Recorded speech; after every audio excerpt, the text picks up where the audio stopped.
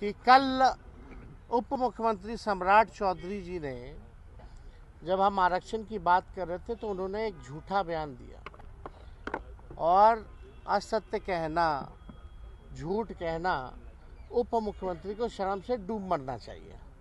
जो हम बातें कर रहे हैं, उन्होंने कहा कि 90 से लेकर के 2004 तक हम लोगों ने कोई आरक्षण ही नहीं दिया। इन लोगों तो सम्राट चौधरी जी हम ही लोग की ना पार्टी में थे। पहली बार तो लालू जी ने इनको टिकट दे करके जिताए, मंत्री भी बनाए, वो क्या क्या हंगामा हुआ तो सब लोग जान रहा है। लेकिन उनको कम से कम जानकारी होनी चाहिए कि लालू जी की सरकार ने, राबड़ी जी की सरकार ने कितना आरक्षण लोगों को दिया। उनको इतिहास पता होना चाहिए। सबसे पहले जो आरक्षण जो है पिछड़े अति पिछड़ों का, आप देखिएगा, फैक्ट चेक कीजिएगा, तो 1978 में जननायक कर्पूरी ठाकुर जी ने दिया था।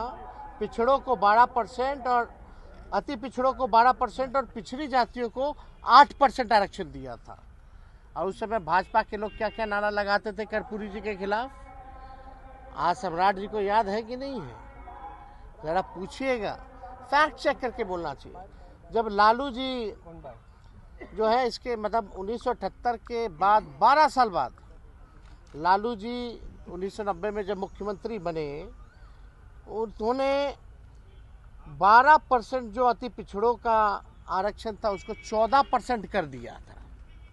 और ठीक उसके 10 साल बाद यानी 90 से 2000 में जब राबड़ी देवी जी प्रथम महिला मुख्यमंत्री जब मुख्यमंत्री बनी, झारखंड जब अलग हुआ, तो आप देखिएगा आरक्षण जो 14% जो अति पिछड़ों का था उसको बढ़ा करके 18% जो है करने का काम किया। और 2005 में आप देखिएगा कि सरकार हटने के बाद 2005 में नीतीश कुमार मुख्यमंत्री बने, उसके बाद से SC ST OBC आरक्षण की सीमा कभी नहीं बढ़ाई गई। और ठीक कब बढ़ा? जब हमारी 17 महीने की सरकार थी। तो ये जानकारी होनी चाहिए। हम लोगों ने 65% किया पिछड़ों का, अति पिछड़ों का। यानी जब कर्पूरी जी ने शुरुआत की, लालू जी ने, राबड़ी देवी जी ने बढ़ाया, और जब हमारी महागठबंधन की 17 महीने की जब सरकार थी तो हम लोगों ने 65% करने का काम किया। लोग कहते हैं पंचायती राज वाला, तो पंचायती राज वाला तो प्रस्ताव हम ही लोगों की सरकार ने, राबड़ी जी की सरकार ने बनाया था। कोर्ट में फंसा हुआ था, बाद में कोर्ट से निरस्त हुआ तो मुख्यमंत्री जी ने लागू किया, जो पंचायतों में जो अति पिछड़ों का आरक्षण था।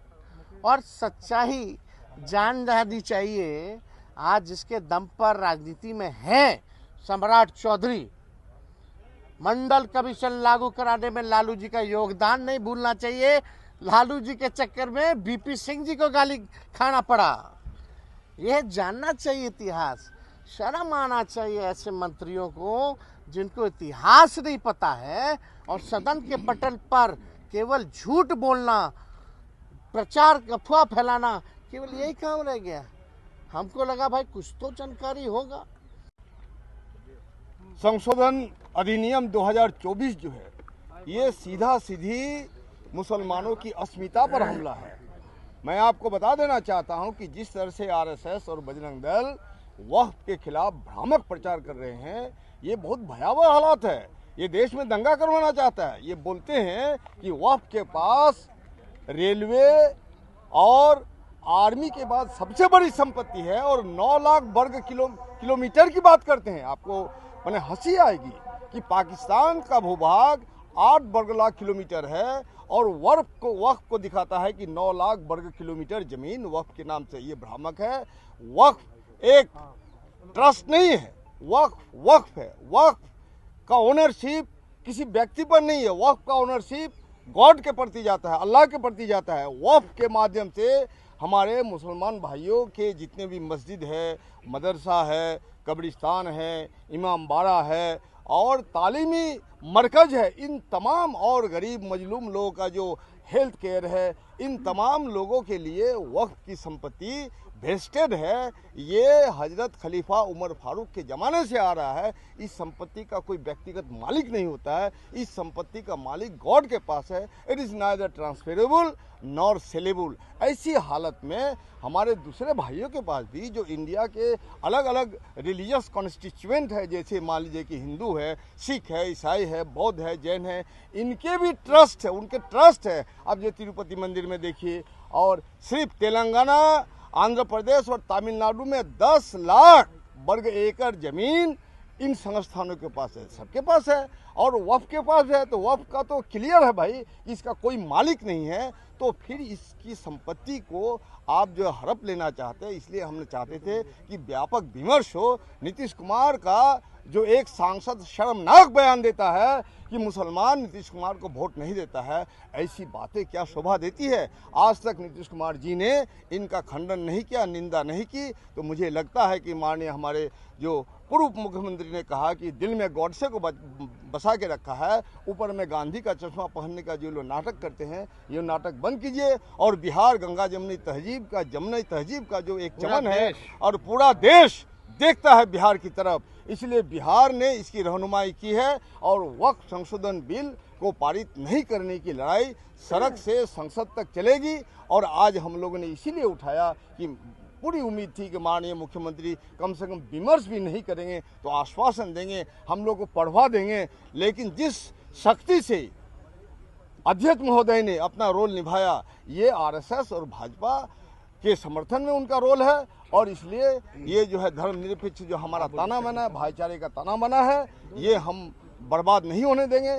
जान की कीमत पर भी इस देश की गंगा जमुनी तहजीब की हिफाजत करेंगे। और वक्फ का जो अथॉरिटी है, वक्फ की जो संपत्ति है, ये मुसलमान की किसी भी निजी संपत्ति नहीं है। ऐसे भ्रामक प्रचार मत कीजिए, नफरत फैलाना बंद कीजिए। और आप लोग के माध्यम से हम अपनी देश की जनता को संदेश देना चाहता है कि वक्फ के बारे में जितना भ्रामक प्रचार फैलाया है, ये सब गलत है।